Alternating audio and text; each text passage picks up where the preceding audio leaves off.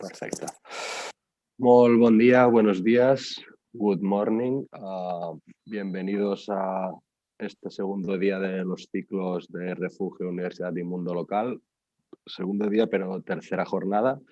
Ayer abordamos la temática desde la perspectiva europea y el norte de África.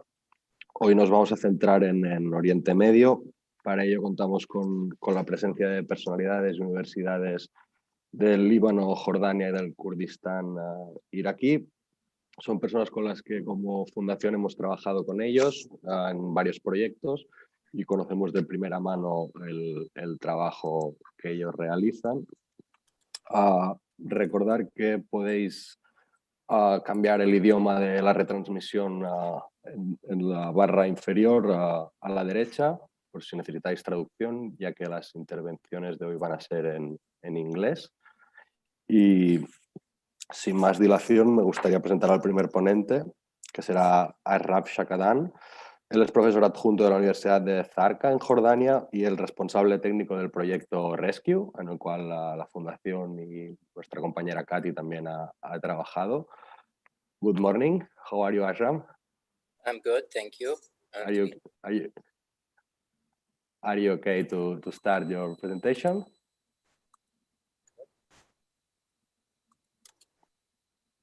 Let me share.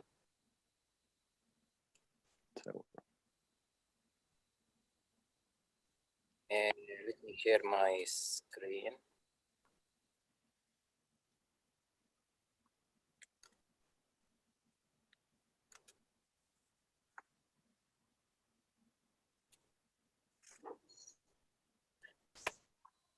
Okay, I'm waiting for the share.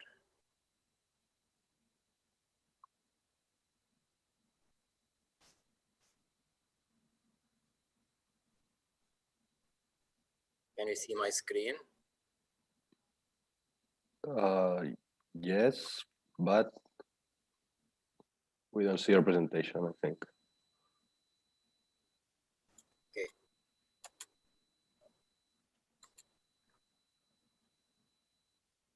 Now.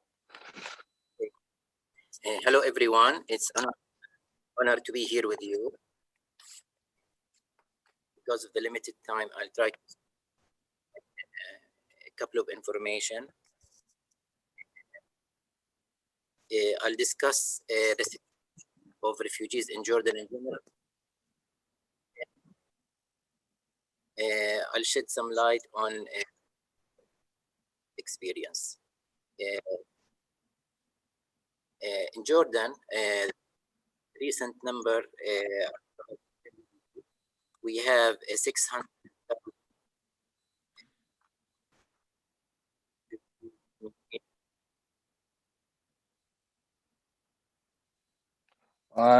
Excuse me, Ashraf.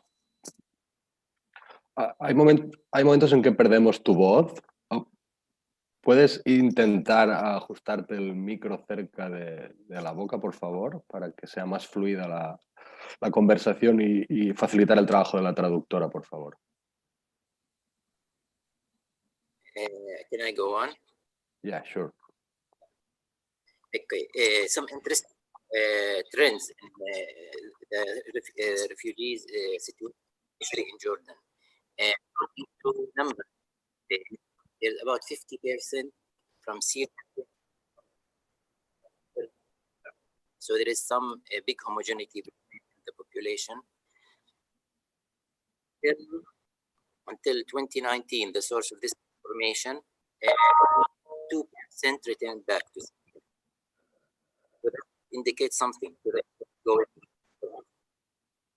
The age, also the age bracket, about 50% less than 50 years old.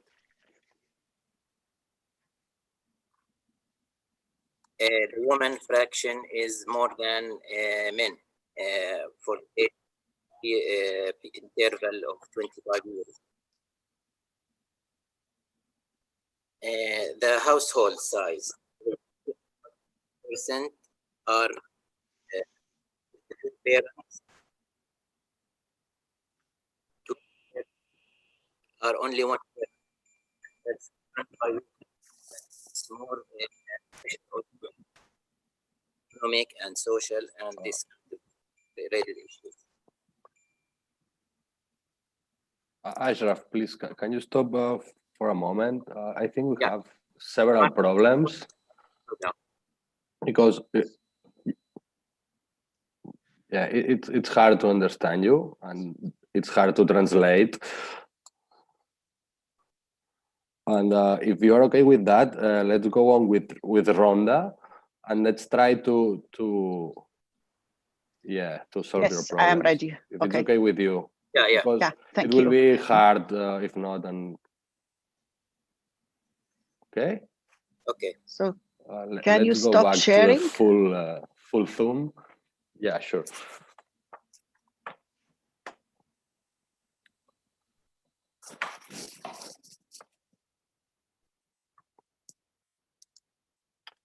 Ashraf, I'm sure that my colleagues, Alba or Fernanda, will help you to improve your audio. Okay.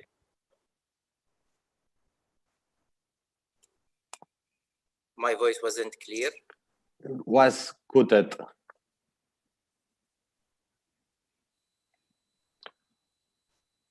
Then if Professor Runda is ready.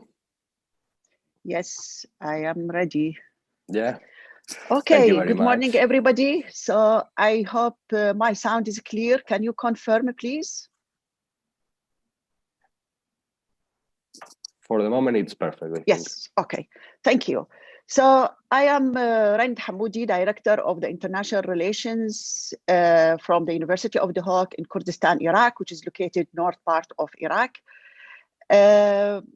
First of all, I would like to thank the University of Barcelona for providing this important time for me just to share with you some glimpse about the situation of refugees in our region, in Iraq, and in our city in particular. So I cannot try and make it.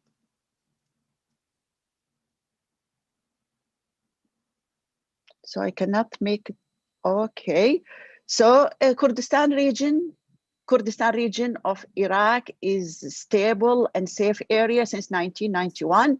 Actually, there was no any record of violence or terrorism, except very, very few incidents. This unique situation made this place is like a safe haven to many refugees and IDPs. Kurdistan region is located in the northern part of Iraq. So we have, this is the map. Here is at the bottom, you can find the location within the globe, the location of Iraq within the globe. And this is the northern part of Iraq. It is Kurdistan region.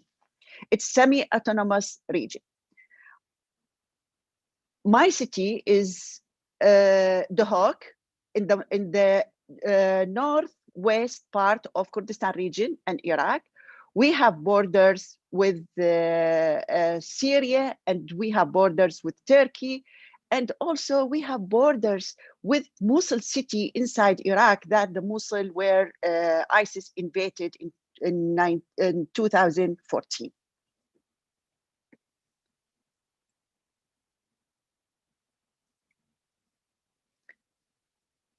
It's difficult to make the transition of the slides. So I will stop sharing. I will stop sharing and share it again from not the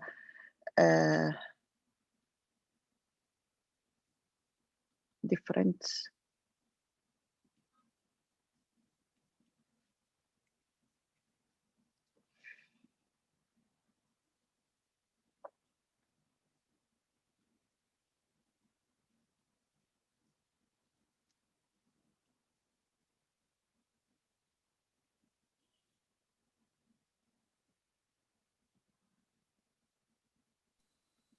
If not, I think we can share your presentation and we can pass your okay. slide.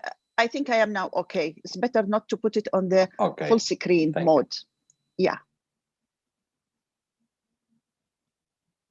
So I think this is better. Okay, sorry for this inconvenience. It's perfect, don't worry. So the actually here where, the Syria, the west of Syria, it's area of trouble.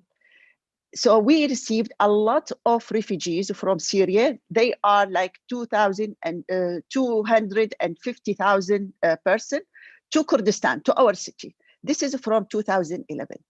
And also we have borders with Mosul city, where Mosul invaded by ISIS. So we have a lot of people, they are internally displaced people.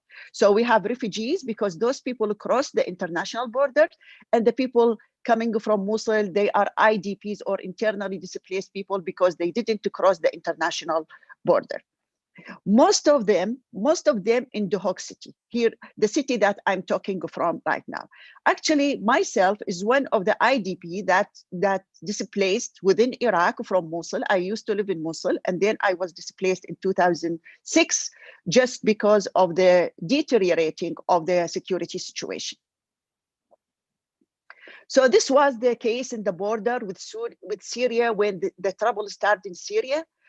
All the people or the community from Duhok, they use their private car to transfer the refugees from the border to the city. It was a chaos. And also the municipality, they provided these mattresses and sheets for the refugees in the border, because it is very difficult to transfer them at once in one time. So they having this support to them beside some food and some things that they need. So during June 2014, just like this day, 14th of June 2014, ISIS occupied a large area of Iraqi prime. More than 500,000 Iraqi was displaced from Nineveh governance, mainly from Mosul city that has a border with our city, toward Kurdistan, and in particular the Duhok city. Besides this mass exodus, there were always a new arrival from the IDP from the southern part of Iraq to Kurdistan region.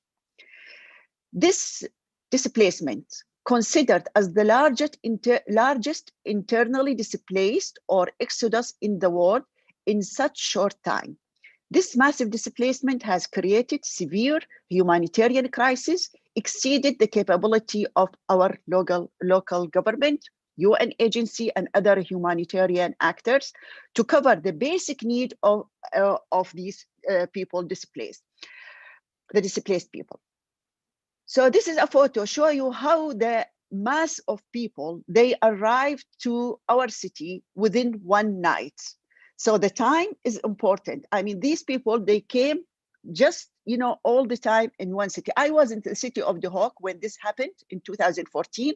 We woke up in the morning and we find these masses of people just in the city.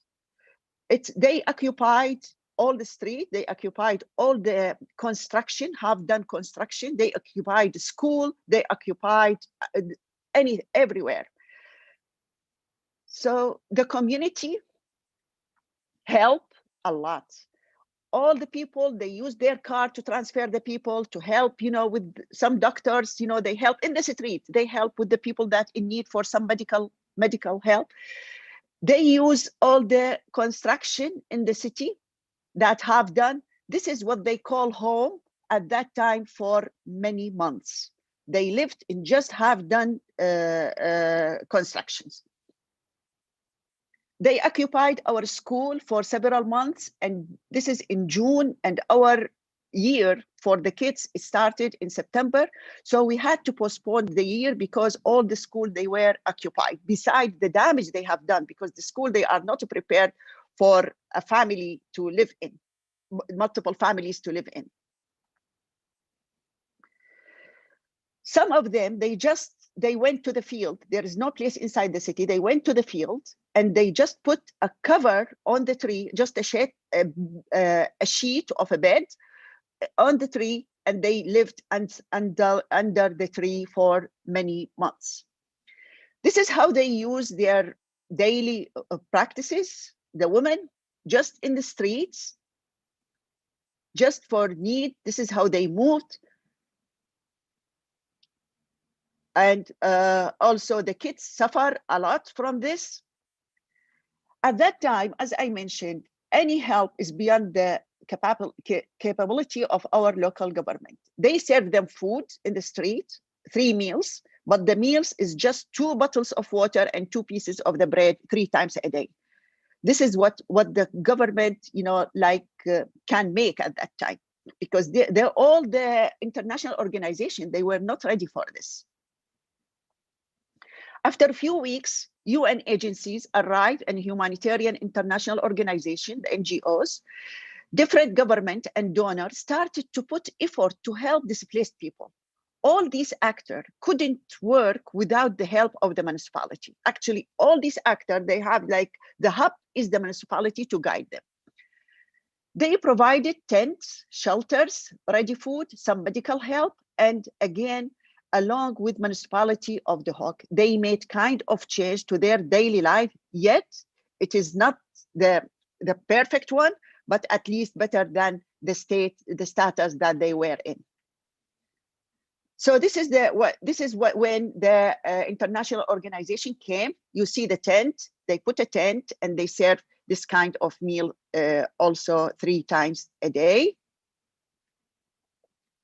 The total refugee number in Duhok at that time, 2014 and after, they were 35% of the host community in Kurdistan. While inside Duhok, the total number is just almost the same like the people, the indigenous in Duhok, the community of Duhok. So it is a real burden to the city. This is some diagram shows some of the people, they were inside the camp, some of them non-camp IDPs, and the total as individual, as families, this is the blue column, and the brown column as a families. And if you make a simple calculation, you see each family contain 6 or 7 or even more persons. After a year or so, the situation is just like this. The municipality of Duhok and all the resources from Kurdistan, they help in building some proper camps. They are not ideal, but at least they solve the problem temporary. The big number of refugees was really a burden to our municipality and our regional government in Duhok regarding the social service, water, food, electricity, housing, education, health service, security, fuel, traffic, cleaning services, and garbage.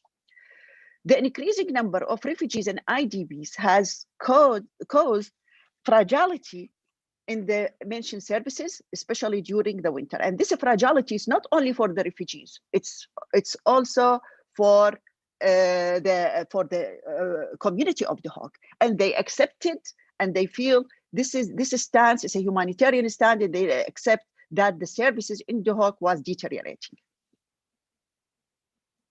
This is the situation also after a few years, they started to make proper camps, they built a road in the camps, and you see electric post as well. They opened the school, the local government with the international organization in each camp for the kids. And you see it is not ideal school, but at least it solved the problem temporarily. Now the situation is different. I mean, this is before the pandemic. Otherwise, with the pandemic, this is impossible. The class is so crowded. The situation now is this is the schooling that they built it in the camp for the IDPs and the refugees. It looks like a proper school. We can see it's just like normal school. Also, they have a clinic in each camp, and this is with the international organization and the local government. The local government to provide doctors, nurses, some medication, equipment, maintenance, and so on. And the international organization also provides some resources to this clinic. Pharmacies in the camp, some of the camps has pharmacies, and still, the medication came from international organization and from the local government, depend on the supply that the international organization provide to these pharmacies. This is the situation of the camp. We have 22 camps in Kurdistan. The camps now, it looks like this, a proper camp outside the city. And all the residents of the camp, they have work permit. If they would like to work inside the city of Duhok, they should have permit to go and return back to the camp. This is the controls in the camps. And year after year, when we have camps, it becomes more developed and better. And this camp is also with the help of the local government. But now the situation is, we try to close some camps because the situation in Mosul is just back to normal, but still we have a lot of people, they don't have trust, yet the security situation is fragile there. Regarding the women, we take care of women in the camps, a lot of women in the camps. So the University of Duhok, along with the municipality, took special attention to women refugees and IDPs. Many services have been provided regarding women health and women empowerment. We provide kits for women to use, and there is a clinic for women, not every day, certain days, it's dedicated for the women, the clinic. So it is of a great demand. Always there is a queue to see the doctor, women doctor in the clinic. This is the clinic.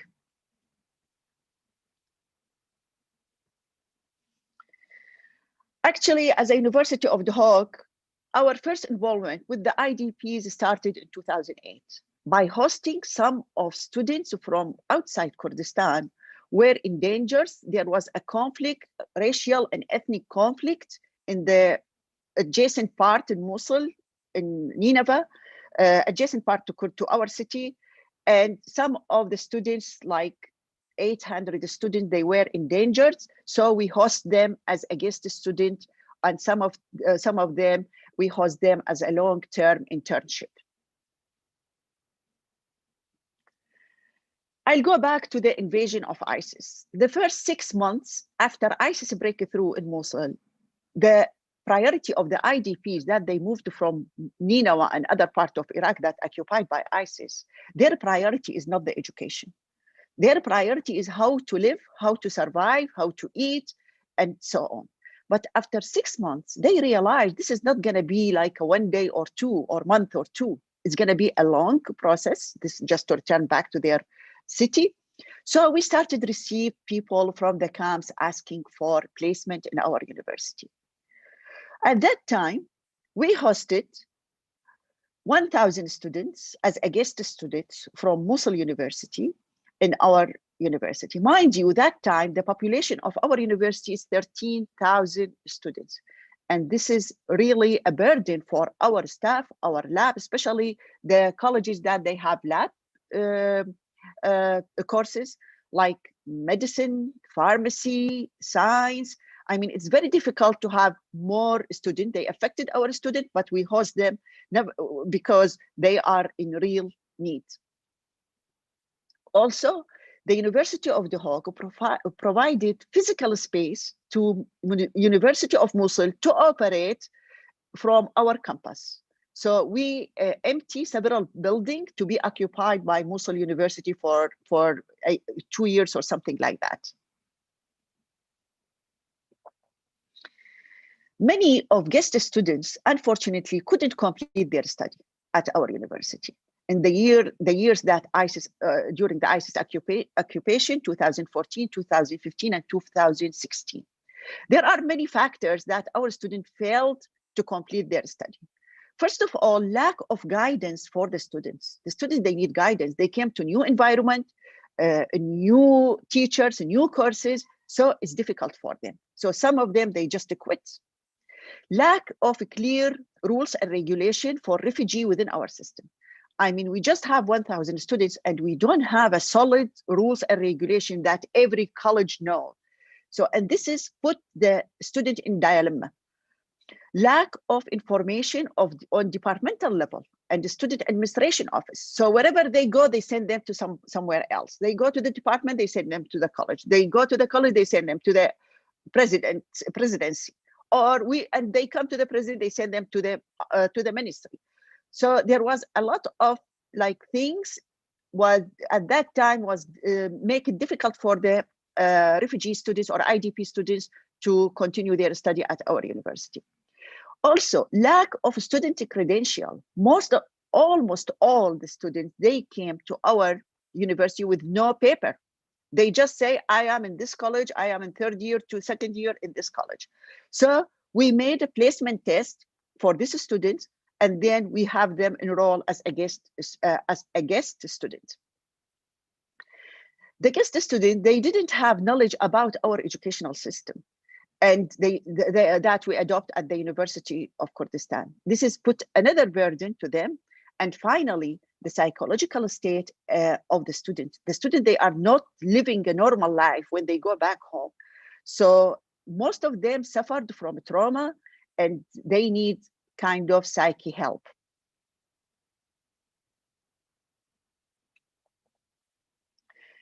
This is why we participated in the project of the European Union Erasmus Plus, along with the University of Barcelona and multiple universities from Jordan and Lebanon, for the refugee students and IDP students.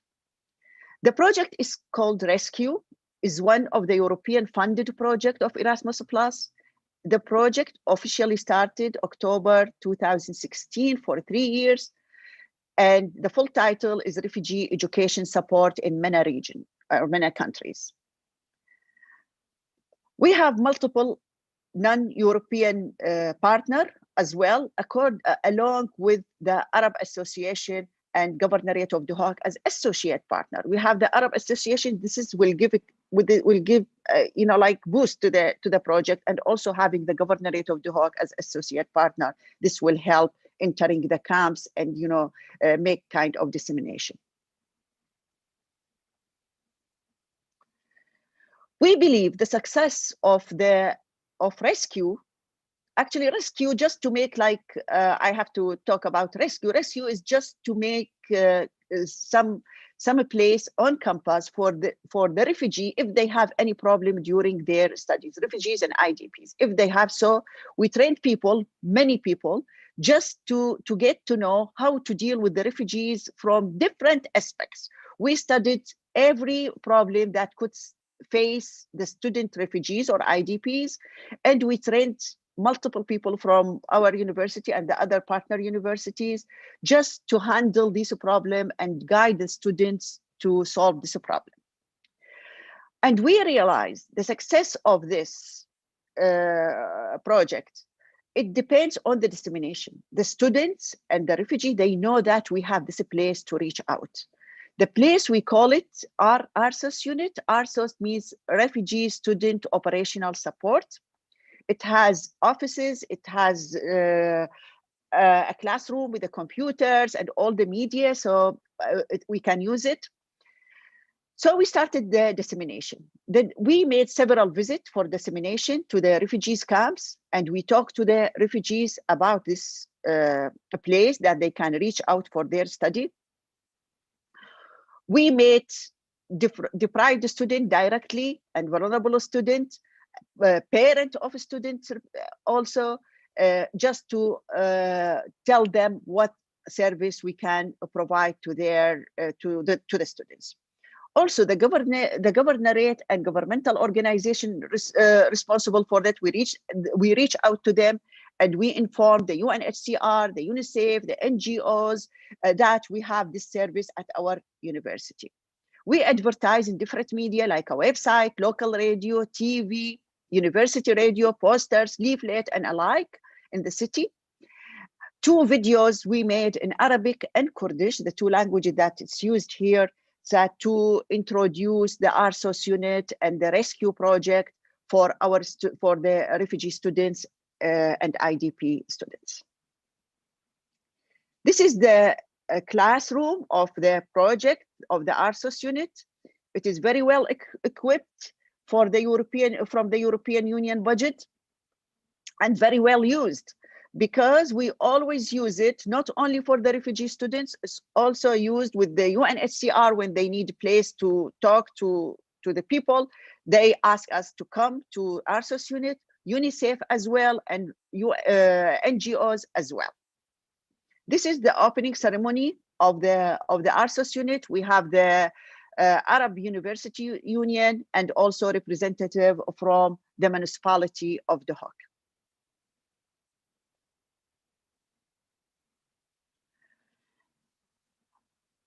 Apart from rescue, also, we opened a clinic, the Dentistry Clinic. This is with the help of University of Buffalo in New York. They provide all the equipment for a dentist clinic inside the camp. So it was very, very important, and it is operating right now.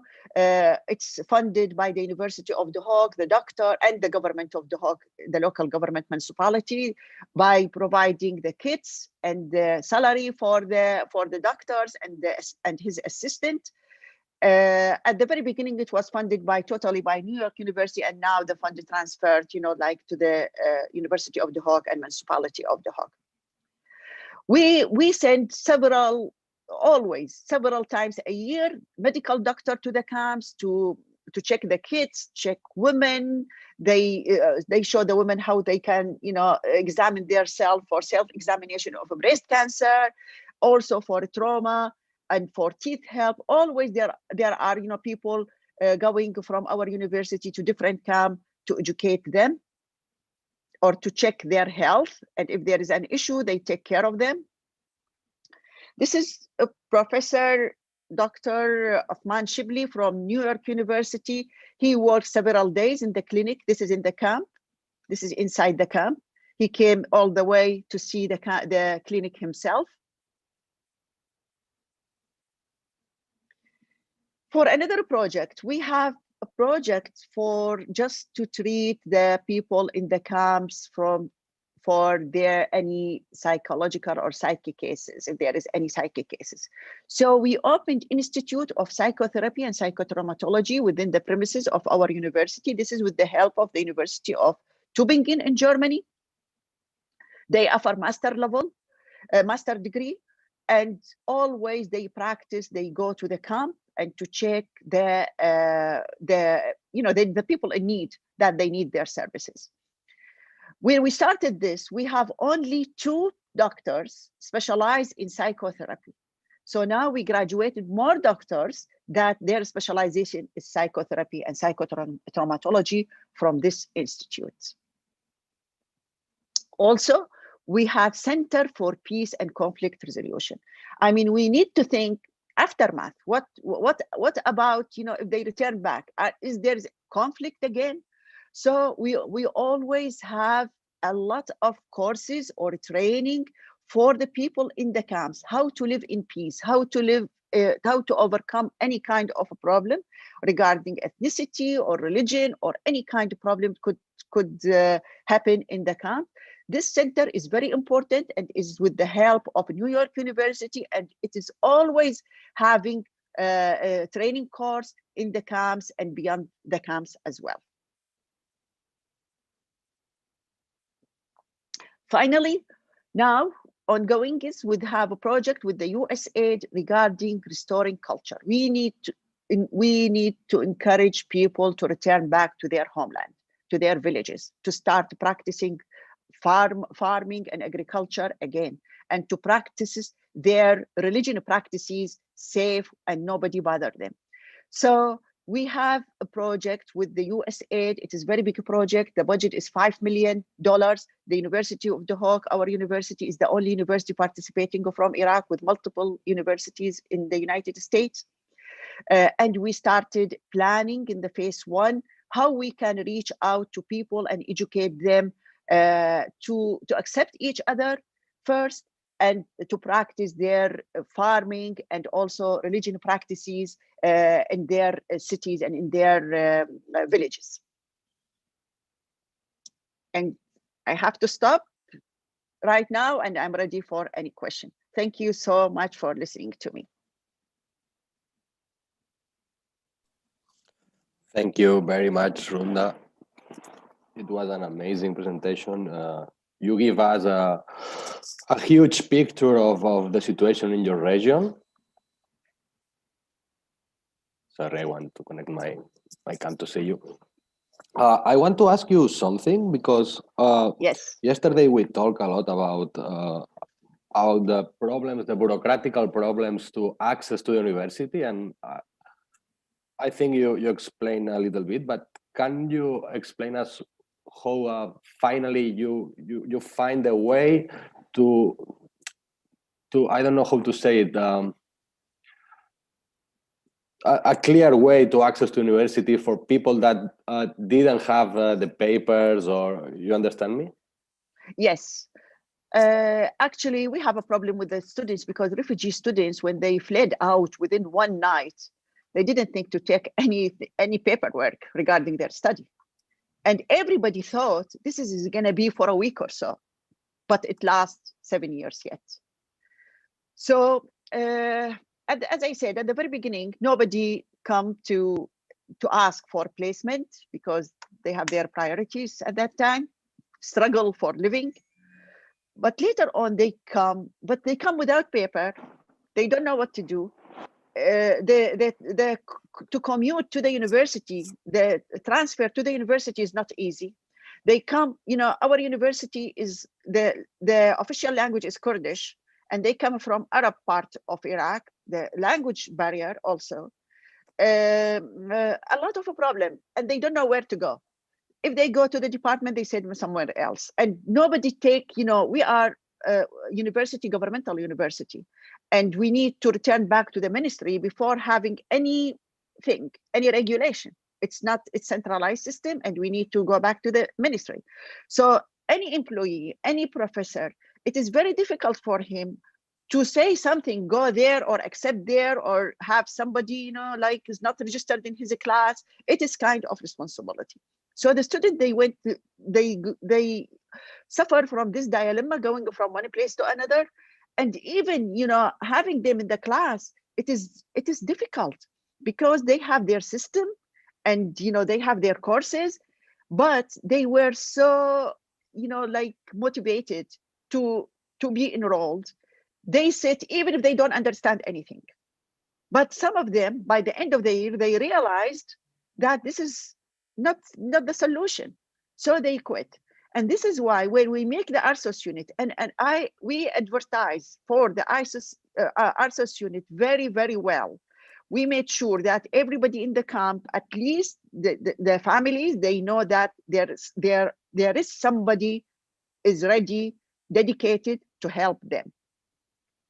So we received a lot of students for help. And mind you, we received even our regular students for help. It is not only for the refugees. So we opened even the university of students from our university. We asked them to come if they need any help, because we have very well trained people, and we spend, you know, hours and hours of training them.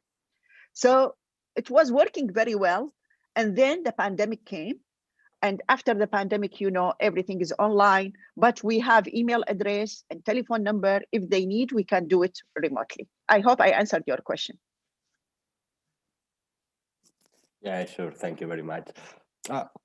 I think we can go to ASHRAF, and after probably we can stay the three together and talk a little bit about the rescue project, because I think ASHRAF will explain it more extensively.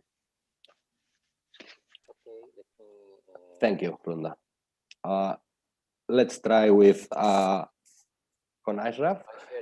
If the audio is still being a little bit annoying, let's stop the translation and let's go ASHRAF going on with the presentation, okay? Okay. If you want to stop every once in a while, I'll stop for translation. Floor is yours, ASHRAF. Okay.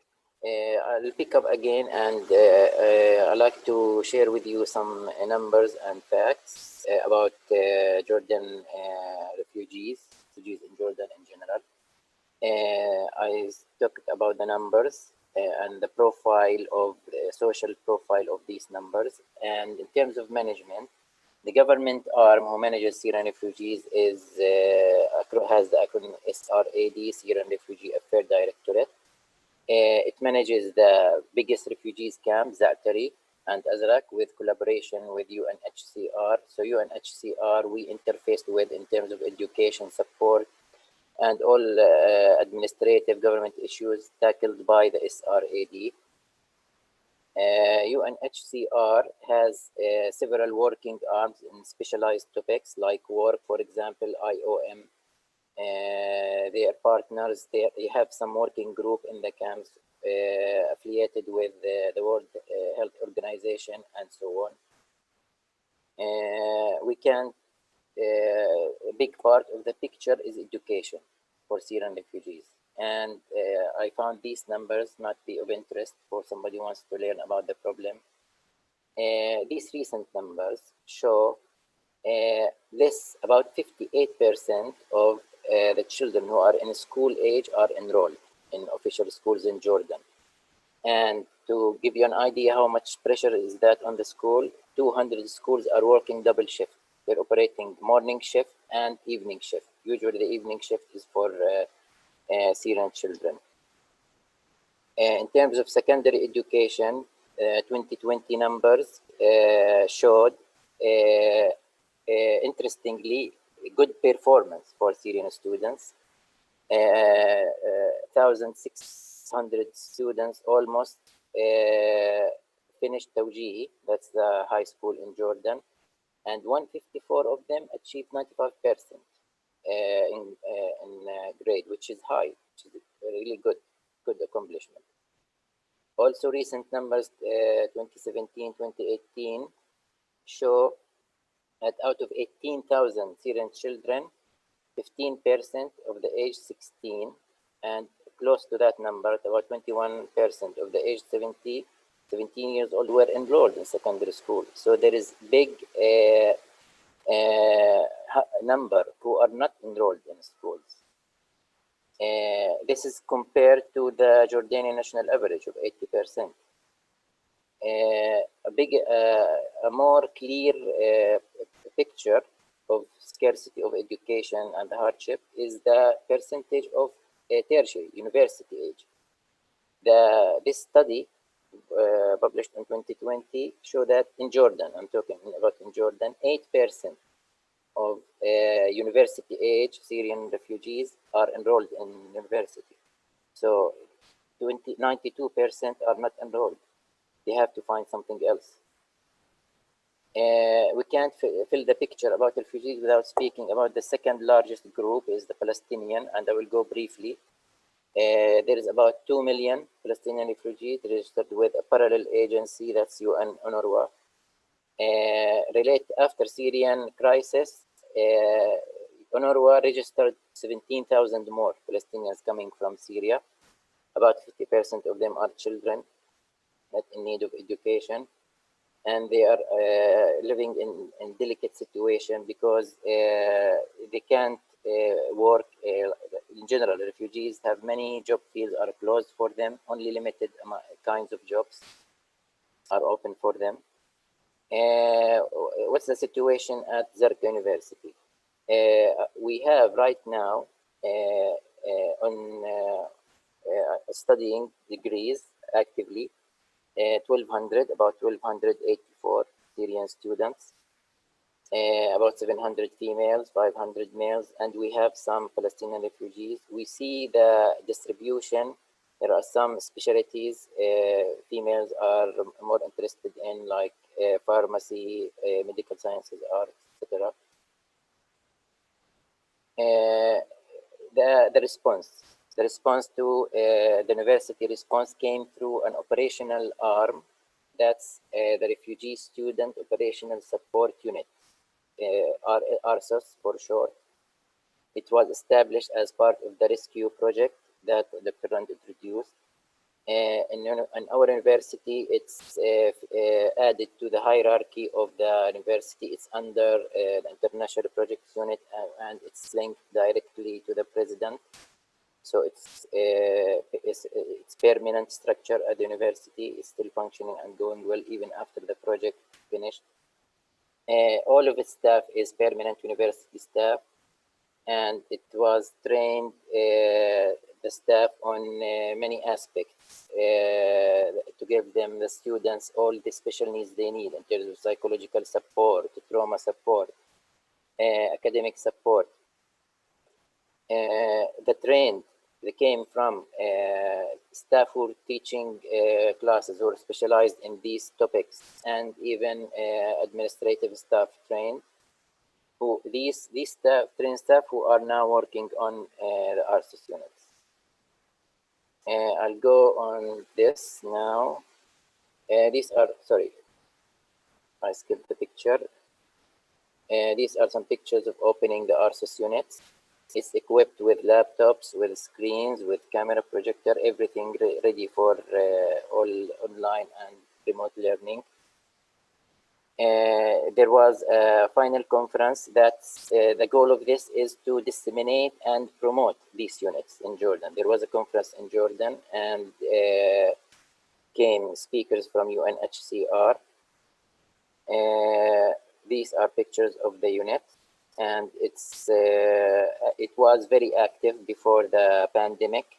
It has daily people coming asking about services, taking courses online, filling applications for scholarship.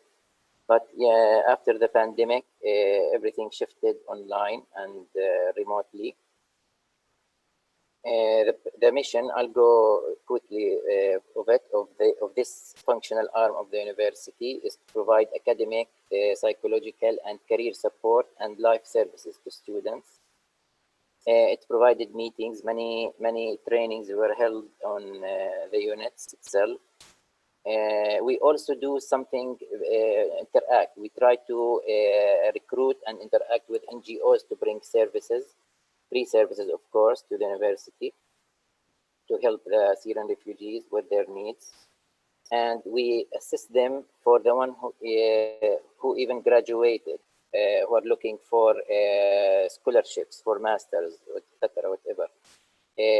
We're active. Every week we publish 10 to 15 scholarships we search through our network, and some students apply for them.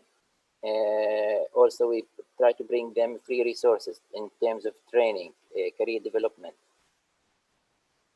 The structure of the unit, it has professional like teachers. These are the permanent teachers who are specialized in IT, for example, in English language, who deliver workshops to elevate the English language skills for students, computer skills.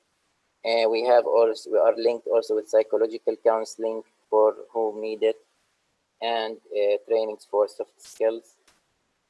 We do our, I'll go through them quickly. This is our website. We try to bring together all the resources we have, and surveys, articles related to refugees. We have the events calendar for students to see, to decide what to take. We have an active Facebook page that we publish all the events there and receive questions and comments, mainly because I think the students prefer, it's easier for them to work through or view our activities with Facebook. We also have a WhatsApp group for students who are willing to use it. We have about 300 students that receive direct news. So we try to reach students through the ways, the social means that they like to do or they like to use. We're active in building courses to that's going to help the academic work for students. So we started with a plan, with conducting a survey. What are the needs for a student in terms of courses? And this is a sample of a survey. We started with this to decide what training courses to recruit, or which faculty member, because they're volunteers who wants to give these courses for our refugee students. And I should say we're open not only for refugees, for all students. And you will see the numbers when I go through them quickly now.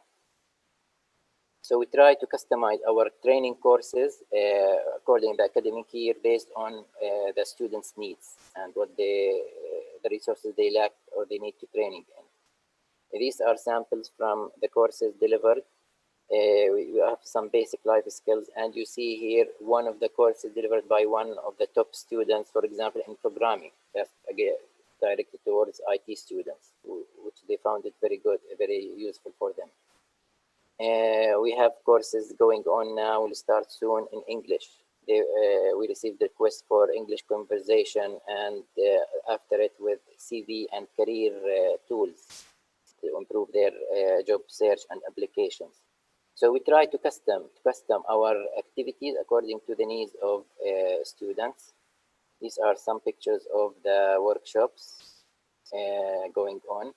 To summarize, since we opened in 2019, we published close to 200 scholarships, more than 200 training opportunities. That's through connections with NGOs.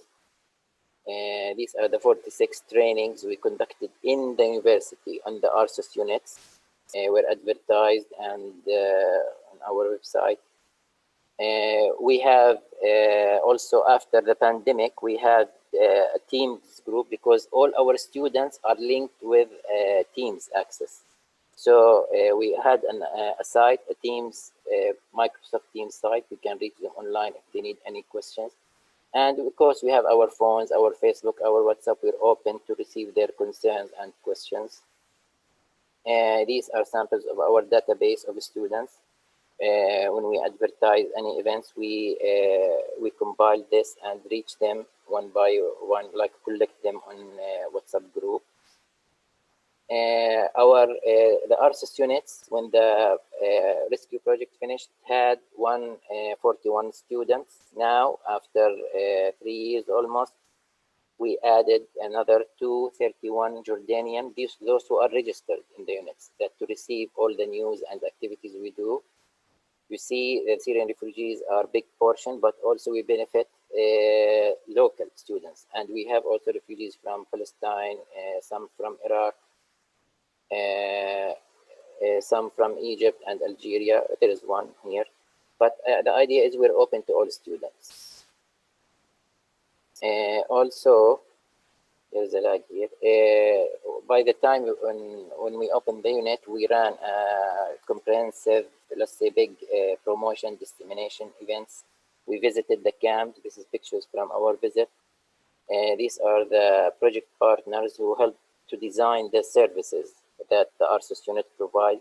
After we received the input from students themselves. In the meeting here, they didn't want to show up for some reason, but the rest of the picture is full of Syrian refugees, youth, students, who are asking questions and asking for services to help them academically.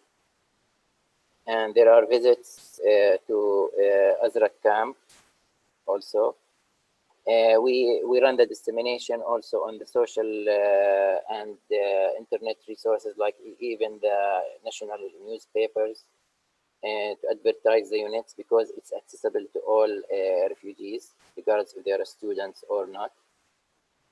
The RSOS units are doing well and going on even after the project is done.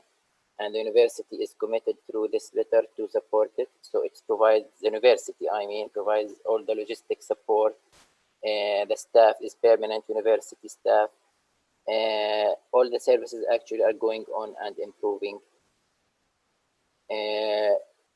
Just also, I'll go quickly through this.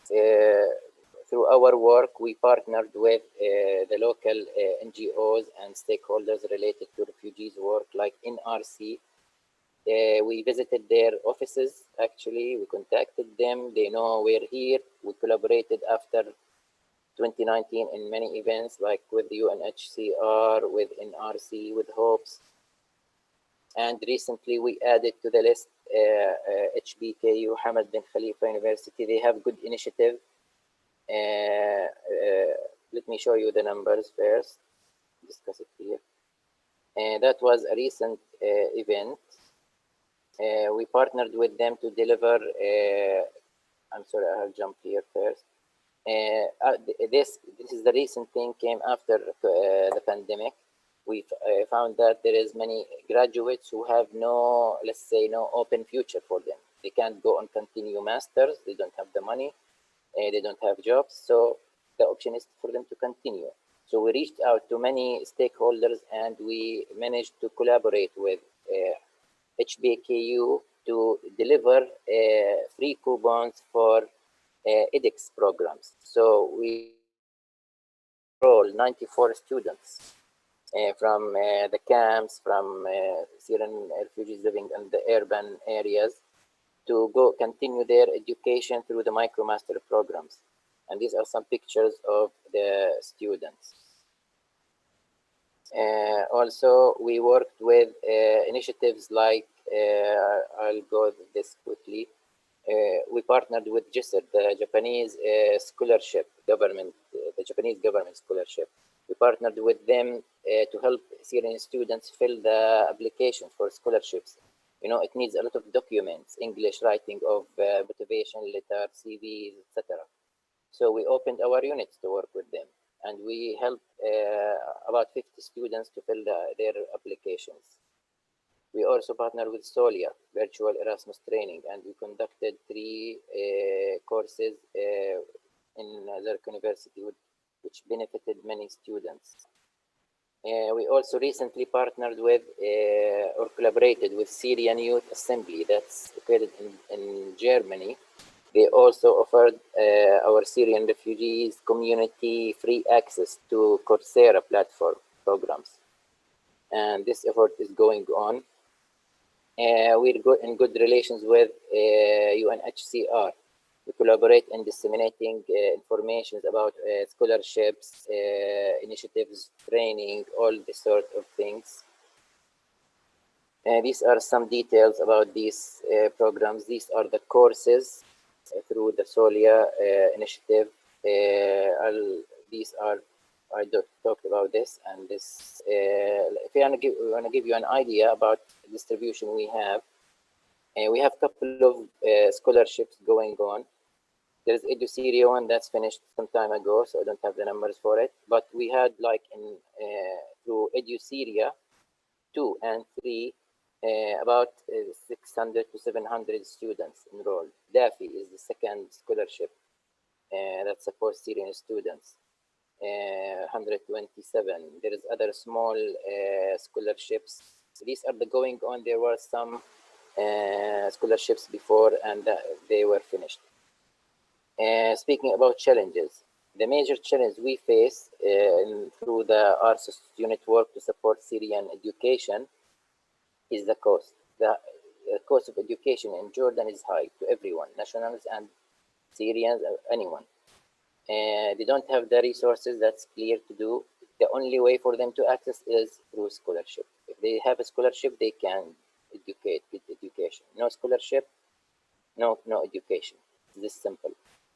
The application, we noticed that when the applications for EduSyria, if the number of applications received exceeds 2 or 3 times the number of openings for scholarships. So the demand is high, is still very high. One thing also we faced is the short-term commitment of scholarship providers. You know, bachelor programs run for 4 years. Some scholarships continue for the full 4 years, some could not, due sometimes to reasons not beyond their capacity. So we found a situation, students finished 2 years with a scholarship, and then he told, okay, we don't have resources to renew your scholarship. So you have to support yourself or find another NGO. Also, some scholarships conditions are very high compared to them, compared to Syrian refugees, because we should understand that the background of education in Syria is in Arabic, and in Jordan, education is English-based. So there is some big adjustment is needed. That's why we try to run multiple and repeated English, let's say, refreshment skills courses to help them adapt quickly to the teaching environment in Jordan. Also came the COVID distancing. COVID distancing almost stopped or freezed most of these initiatives. Everything shifted online. And then we tried to come up with these solutions to how to facilitate distance learning. But even with that, we still feel, and from what students say, it's still limited acceptance to, let's say, full online degree. There still need to be some work done to better recognize or get more recognition at the national level, at the job market level, that they to recognize the online degrees, the online work as more as equivalent to face-to-face teaching. I should say specifically to Jordan, the cultural aspect is it's not big deal, because the background is in Arabic and I mean socially with Jordanian students. It's not a big it's not language or religion or adaptation issue, mostly education system. Most Syrian students face differences in education system. We should add to that some let's say the emotional and bad experiences they see during the war. Our faculty needs some more training or more awareness of the trauma issues some students might have. Not that's different than the national population, but I should say fairly, there is no big integration issues between Syrian students and Jordanian students. This, I think I summarized my presentation. If there's any questions, I'm happy to answer.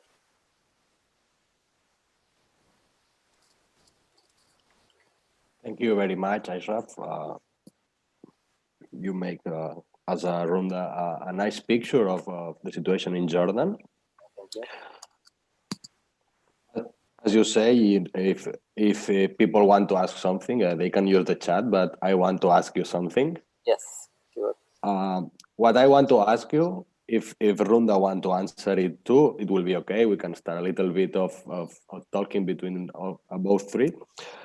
I want to ask you about the psychological programs, because in the University of Barcelona, we develop one too, because sometimes it seems that the most important thing is the accommodation, the scholarship, but the psychological thing, it's not very visible, but it's important to treat it. Yes, in terms of what we do, we received some training. I attended some of it. I think the common theme was not to build a psychologist, an expert. The common theme is for the ARSUS units and university workers to identify that this person has some traumatic issues or might need some counseling. So with this, we direct the students or encourage them to contact our psychological support unit, which is already existing in the university. And from there, they take it. Because, you know, these things, the issue has some stigma to it, so we don't get full details, but we try to identify who might need it and encourage them to get private counseling. For females, there is a female. For males, there is a male, for example. And these things stay private in that department. So our role is to try to discover and then direct them to the right service. But we love to have a unit, for example, to expand our ARSUS unit, to have some specialized psychologists might maybe passively try to treat these trauma things. Maybe it doesn't have to be identified, plus pinpoint one person. Maybe do some common activity to simplify the problem or treat it somehow. We love to have this kind of expansion. Sure. I don't know, Runda, if you want to say something about this point.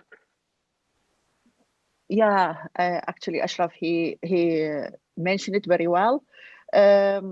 Just the same in our ARSUS unit, you know, our staff trained how to can diagnose, but it is a very sensitive case.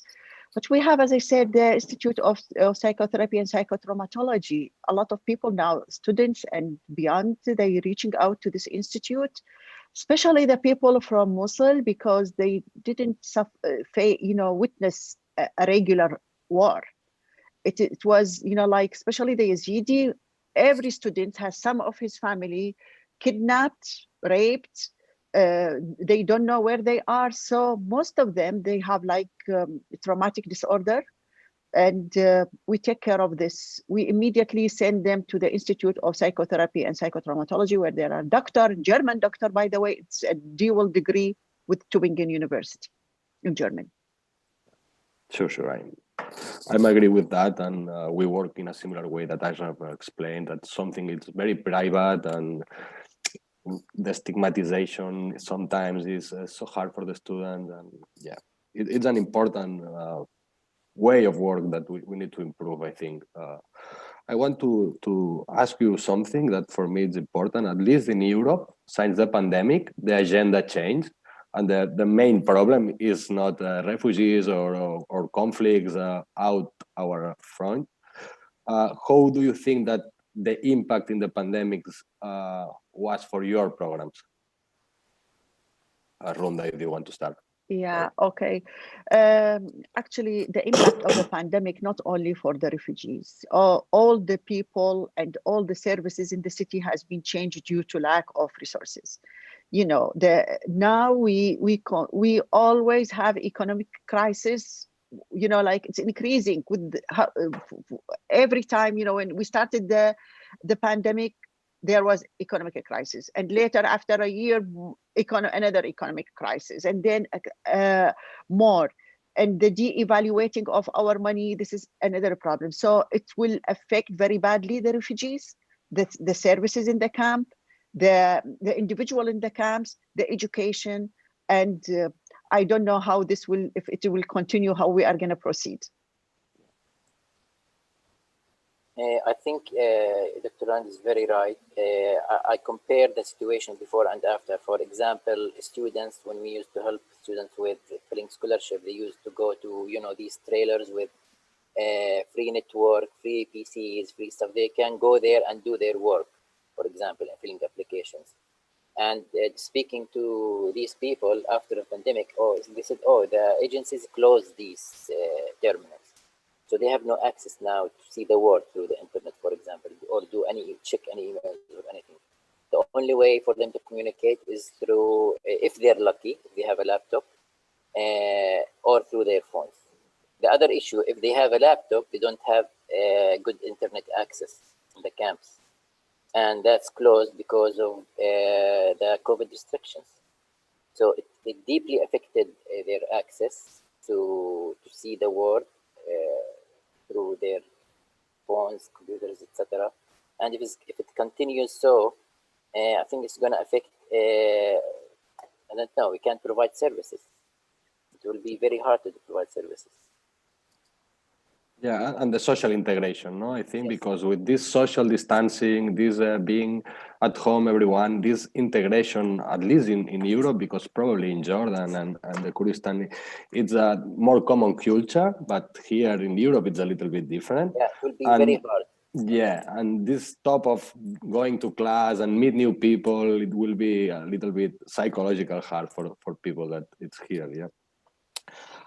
For me, the last question I want to share with you, it's not a question. I want you to verbalize me. How do you feel that the impact of developing programs like Rescue with other universities, other regions? Do you think you learn about other universities, other regions? Do you think it's something that make your program stronger? Ashraf, yeah, you can start. Yeah, for me, Rescue was a great opportunity to see the working model in Europe, in Kurdistan, in Lebanon, and like when you discuss things on paper and try to map it in your mind, you imagine something. But when you see some other people do it, there is a better way to do this, or maybe we can use this form, or we can use that. So it was really enriching experience. And I feel that through our work so far, we developed some working model that we can improve and build on. That will be an asset, the combined work of all RCS units and Rescue. It can be an asset and give some good head start for any projects looking forward helping refugees. At least through maybe the databases we have, the working model, at the level of the forms we fill, surveys, we can give a structure, let's say, for these units that can be easily improved. Yeah, I totally agree with Ashraf. This project is very important project and very much needed. You know, it came at the time that we need this kind of a project. It is kind of eye-opening. Like for me, I know what's going on in Kurdistan, but I don't know what was there in Jordan and Lebanon. So it is eye-opening for me and the staff that they trained, and we started to compare. We start to echo the good practices in Jordan and also in Lebanon. Mind you, rescue was chosen by the Ministry of Federal Germany in Berlin. They was chosen one of the 3 best projects regarding refugees. And actually, I went to the foreign ministry in Berlin, and I talked about their project, along with the three projects regarding refugees, one from German University and Rescue, and other one from Africa. Yeah, I totally agree with you. I think at the start, every university, every country, every city was focused on what they have in front, and this global approachment, I think it was very, very, very important. I see Anwar is joining us. If you want to open your mic, you can say hi. I'm sorry, we are closing in a few minutes. I just had to finish a very intensive meeting. No, I apologize don't for being worry, late, it's okay. as usual, from frame to frame. Good morning, everyone. Good morning to colleagues. I know some of you, and thank you for. Hello. Hi, we lost your image. Okay. Can you see me? Can you hear me? Yeah. Now, yeah. Yeah. Good morning, everyone, and good morning to colleagues whom I am happy to have worked with and happy to work with. How are your end? How's everybody? Ashraf, how are you? Good. Right. Nice to see you. If you want to make a short explanation, about 5 minutes, we don't have too much time. I'm sorry. Or if not, we can finish with the talking we are having here. I'll finish with the topic, then I'll do my intervention. Yep. No, just for closing, I want to ask you, because I think it's important, about the gender perspective of the refugees integration. I don't know what's your point, because both of you speak in your presentation about specific gender and woman practices. I want to know now, how do you feel, if it's working okay, or we need to improve in this area?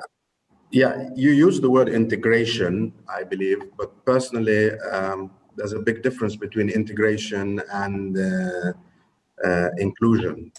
This is something that we have to understand. And if you allow me, yes, I'm going to share a screen for some of you. Can you see my screen, please? Yeah. Good. In the screen here, you need to know the situation in Lebanon. I don't know if some of you, is it very clear, or let me maximize it? Can you see it's it okay, right now? Don't worry. Yeah. This is our situation in Lebanon. You see the red dots? This is the map of Lebanon. This was in 2012. This is in 2013. Refugees in Lebanon, and mostly Syrians. This is in 2014. Could you see the difference in how we have? So this does not call for integration or inclusion, because what we have here, I just want to give you one slide that talks about the difference between, this is it. This is segregation, but look at integration and look at inclusion. Integration is getting somebody fit into our own culture and our own attitude and perspective. Whereas inclusion, we have to give the criteria that he or she can express. And I don't think in Lebanon at this moment, it is an inclusive situation. We're trying to go into integration. As for my university, we are the largest university after the Lebanese university to have vulnerable, let me put the word vulnerable, or Syrians in our university. This is still 2019. Number of registered students, 1,300 students, Syrian students that we have available. At undergrad, you have undergrad 1,162 and at graduate 174. This tells us that the largest private university in Lebanon is with the LIU. And mainly from these people, financial aid that we have is from these people totally. When I say totally, The financial aid 2071, if you add the last 2 years, and we have some people from Spark, which means from the 3,393 in total in the last 3 years, Syrians were given 2,622 scholarships, which is almost 70%, or if I say 77% in the last 3 years. Now, it's so difficult for us at this situation that Lebanon is going through. I'm not sure if the university is able to fund 2,622 because we have a very, very, very severe financial status. But what I'm going to share with you also very quickly, and I won't take much of your time on this issue, please, if you allow me, very quickly. And show, that's it. We're going to have a call just in the next few days. This will be a call, please, by Hopes. I'm sharing you the screen. We are going to give scholarship. It's LIU and Hopes are going to have a joint call for Syrian students for the arts of sciences and education, which will go on in the next few days. That's exactly, application deadline is July 31, and this will serve around 150 students that we hope to provide. These are the instructions in Arabic. This is the first time we have something like that for our students. But 150 students for 3,000 students is going to be very, very minimal. I'm not going to go much more into this because I know there are many speakers, but at this moment, what we're doing in our university is inclusive politics, rather than integration, and they have every single right like any Lebanese that we have. This is a kind of a quick summary at not more than 5 minutes. No, don't worry. If Runda or Ashraf want to say something. Thank you so much. I am done. Thank you so much. I give my time to Dr. Ali Anwar if you want to discuss. Thank you very much to all you. Thank you for coming. Thank you for sharing with us. I'm sure we will find other places to continue developing our work. I'm sure of that. Let me say goodbye to our audience. Gracias por estar aquí, gracias por vernos. Recordaros que mañana continuamos con el seminario. Mañana es por la tarde porque vamos a abordar la temática desde la perspectiva de América Latina, así que mañana nos podréis encontrar en este mismo canal a las 5 de la tarde. Y antes de irme me gustaría dar las gracias de nuevo a los ponentes por estar con nosotros, por sus presentaciones y su esfuerzo. Me gustaría dar también las gracias a las compañeras, a la compañera Silvia a la traducción. Muchas gracias y gracias a Fernanda y Alba por la parte técnica. Por mi parte ha sido todo. Espero que haya sido interesante.